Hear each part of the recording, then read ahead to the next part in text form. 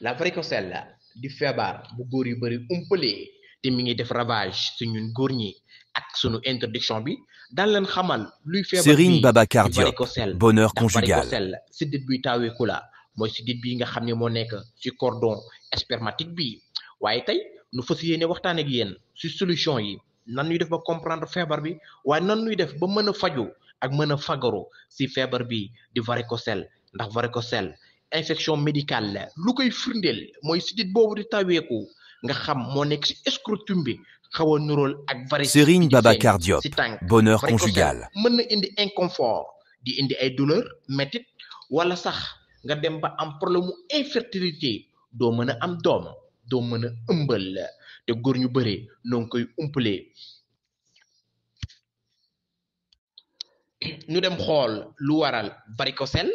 ak lu muy def ci yaramu góor ak yan solution naturelle nanu war a mën a jël Serigne ngir am Babacar Diop, tawfeex ci bonheur jàngoro ji conjugal. di varicocèle lu waral varicocèle lu ko waral facteur yu bëri la lu ci mel ni valve anormale yi nekk ci sidit scrotal bi mën na tax deret bi di dellu te deret bi dellu boobu muy delluwaat mën na provoquer li nga xam ni mooy varicocèle la fii deret bi war a jaar bu amee blocage bu ndaw dafay créer benn masse tumorale te masse boobu dafay yokk pression deret bi te pression bi ni muy yokkoo mën na indi lii di varicocèle ba léegi varicocèle li koy joxe mooy valve yi nga xam ni moo nekk ci xuuri nit mën na bañ judduwaale ak Serigne moom Babacar Diop, wala màggul bonheur nu conjugal. mu war a màggee loolu tamit day empêcher deret bi jàll nu mu war a jàllee la varicocèle bu yàggee ci yaramu góor dafay dem ba daf lay jural yeneen jàngoro yu su mel ne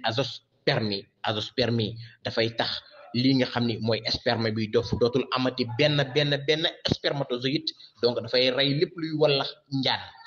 encore dafay joxe jàngoro ji ñuy wax asténospermie dafay indi benn anomalie nga xam ni wallax njaan yi gaaw bu doon gaawee dootuñu ko gaawati ba léegi dafay joxewaat jàngoro bi nga xam ne mooy oligospermie day tax Serigne li nga Babacar xam ne Diop, mooy manéo bi bonheur far nu mu conjugal. war a mën a faree day tax ku góor ki tamit pour mu du gaaw mën ëmbal lii di soxnam donc yow mi nga xam ni yaa am varicocèle nu opéré la wala nu bañ la opéré solution bi mooy Serigne Babacar Diop buñ la opéré da koy faj bu dee dafa ko tamit opération boo ñëwee si ki nga xam ni mooy Serigne Babacar Diop nekk fële sa kër njaayloo poste courant boo ñëwee dala koy fajal ba mu wér këññ jërëjëf Serigne Babacar Diop